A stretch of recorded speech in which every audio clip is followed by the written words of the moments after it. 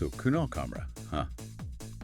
This guy, his jokes, they really blew up this time, didn't they? Like, it all seemed to start with his stand-up, but it feels like there's so much more going on, right? Like, under the surface. We got a lot more. So much more going on. And we're talking about India here, right? How are people even allowed to talk about politics? Yeah. Okay, you guys wanted to understand this better, so we're diving deep into this whole Kunal Kamra situation. Absolutely. Okay, so we're talking Kunal Kamra. He's known for his political satire. Oh, yeah. And he went after, well, some big names, right? We're talking Modi, Shah, Adityanath, and then there's Eknath Shinde, the deputy chief minister in Maharashtra. Ah, yes, Shinde. This is where things really went, let's say, a bit sideways. Big time. Because Comra really zeroed in on him, particularly on that, that dramatic political shift he made. He didn't just say, oh, Shinde changed parties.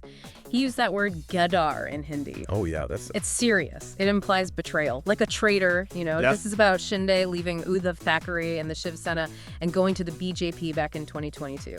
Big move. Huge. Yeah. And it wasn't just the word itself, right? He didn't just casually drop it. No. He made it, like a whole thing. He went full Bollywood. There's that super famous song from Dil To Pakal Hai, everyone knows it, and he twisted the lyrics. Come on. Yeah, to be about a leader from Thane, and everyone knows that's Shinde's territory, right?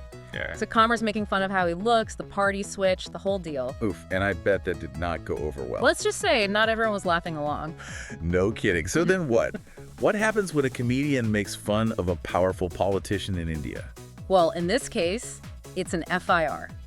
Oh, right. First Information Report. It means that the police, they're starting an investigation. And who filed this FIR? Murji Patel. He's a Shiv Sena MLA, solidly in Shinde's camp.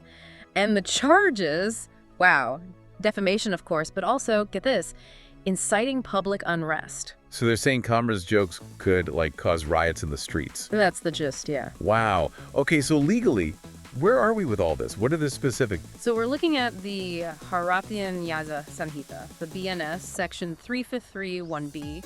That's about statements leading to, public mischief. Basically anything that disrupts peace and order. Then, section 3562, that's your classic defamation, harming someone's reputation. But here's the real kicker. They're possibly going with section 3532 as well. Okay, what's up?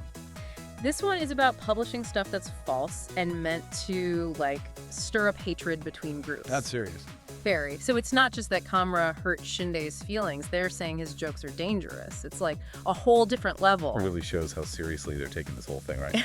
And then we heard from the Maharashtra CM too, Devendra Fadnavis. What did he have to say? Yeah, Fadnavis, he kind of tried to walk a line, Like he said, satire's fine, but you can't just go around insulting people. Right. And he thought Kamra went too far, even suggested an apology would be the right move. Wow. So when you have a political leader of that stature basically condemning a comedian, that's a big deal. Yeah, for sure. Yeah. But it didn't just end with, legal stuff and strong words, did it? Things got a lot more physical. Things escalated, yeah. And not in a good way. Not at all. What happened? Okay, so you have members of the Shinde Sena, and they're not happy, obviously. So they vandalize Habitat Studio and Hotel Unicontinental, both in Mumbai. Whoa, hold on. Why those places? Well, that's the crazy part. They thought that's where Comra filmed his show. Turns out they were wrong. Oh, man. So they trashed these places based on bad intel. Yep. And we're talking real damage, broken glass, furniture flipped over. It's all over the news. Wow. So did anyone get in trouble for that? Well, the police, they did arrest 11 or 12 guys, Shiv Sena workers, even some local leaders were in the mix. But then they got bail pretty quickly. Huh. So not exactly a strong deterrent, I guess. No, not really. And the thing is, it wasn't just property damage. The threats kept coming. Oh, right. There was that one guy, the politician. Sanjay Nuropam? Yeah, him. So he's in Mumbai, and he recently joined up with the Shinde Sena. And he posts this message online in Hindi, basically saying they're going to teach Comra a lesson. Not very subtle. Yeah, that sounds like a straight-up threat. It is. And coming from someone with political ties, that's scary. For sure. But then Nuropam took it a step further, right? He didn't stop at threats. Nope. He dropped this accusation, claiming that Comra's whole show, the whole thing, was funded by Matoshri. Okay, Mokoshri, refresh my memory. That's Uddhav Thackeray's home, his private residence. So Nuropam's saying Comra's not just a comedian, he's a pawn in some political game orchestrated by Thackeray. Oh, wow. So it's not just about the jokes anymore. It's about, power and control. Exactly. And think about it. If you're an artist, a writer, anyone who speaks their mind, and you see this happening, what does that tell you? That maybe you should keep your mouth shut. Pretty much, because it's not just legal trouble you're risking, it's your safety, your livelihood. This whole thing, it creates what we call a chilling effect. People start self-censoring, and that's bad news for any democracy. No kidding. Free speech goes out the window. Exactly. So all this because of some jokes about Eknath Shinde. Well, it's more complicated than that, right?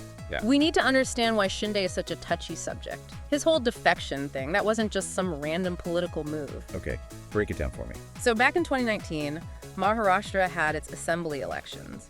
Shiv Sena, led by Uddhav Thackeray, they win, but then they do something unexpected. They team up with the Congress and the Nationalist Congress Party. Whoa, strange bedfellows. Totally. They form this coalition government called the Mahavikas Aghadi, MVA for short. Okay, and Shinde didn't like this, right? Not one bit. See, Shinde and his supporters, they were hardcore about Hindutva, the ideology of Hindu nationalism, and to them, aligning with the Congress and NCP felt like a betrayal of those core beliefs. So there was already this tension brewing within the Shiv Sena. Oh, yeah, big time. It was a ticking time bomb. And then boom, Yes. June 2022, everything explodes. Right. Shinde leads this revolt, takes a ton of MLAs with him, and the MVA government collapses. Then, guess what?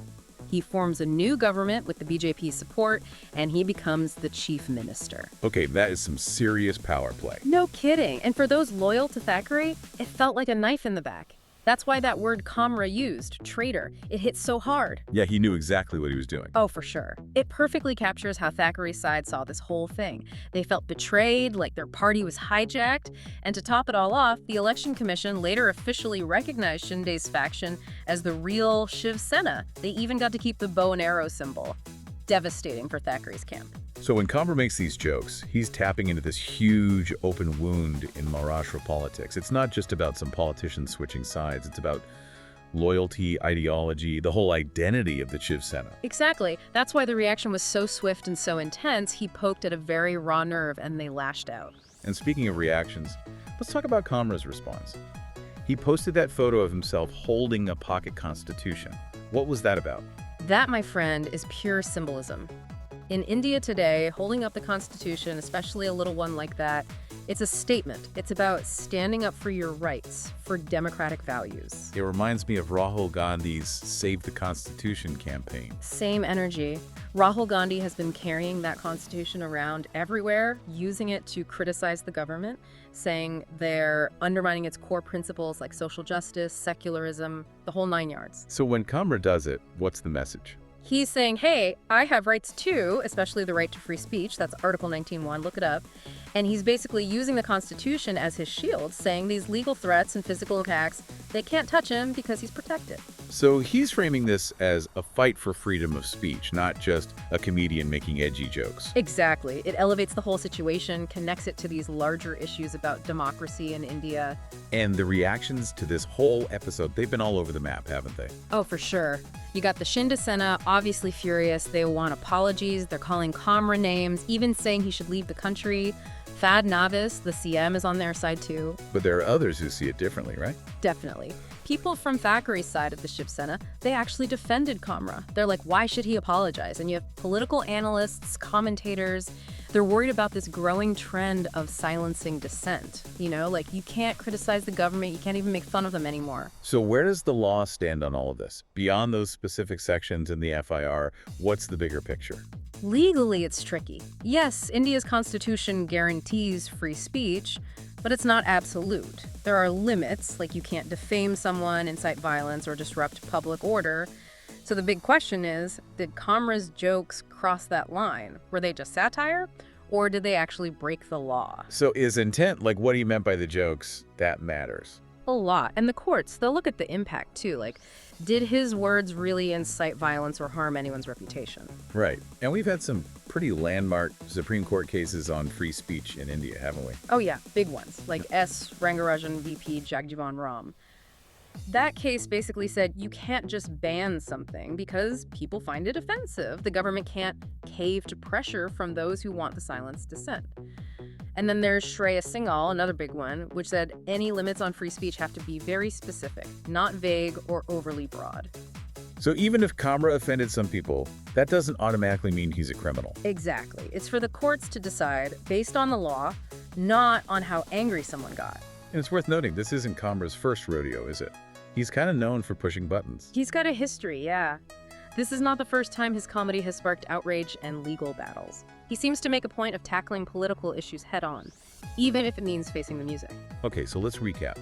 Kunal Kamra, stand-up comedian, makes some jokes about Eknath Shinde. Specifically, he calls him a traitor and parodies a Bollywood song, all poking fun at Shinde's political maneuvering. This triggers a massive backlash. FIR, vandalism, threats, the whole shebang. And remember, this all happened because Shinde's move was already a huge deal, splitting the Shiv Sena and reshaping Maharashtra's political landscape. Comra then posts that photo with the Constitution, basically saying he's standing his ground, defending free speech. And everyone's got an opinion, some support him, some condemn him. It's a mess, but it highlights this fundamental tension in India. How much freedom do you have to criticize those in power, especially through humor? Absolutely. And we can't forget the context here, the history, the political rivalries, all those emotions running high. It's not just about jokes, it's about power, loyalty, and the very soul of a political party. So what's the takeaway for our listeners? What should they be thinking about after all of this? I think the big question is, where do we draw the line? How do we balance free speech, even the kind that makes us uncomfortable, with the need for civility and respect?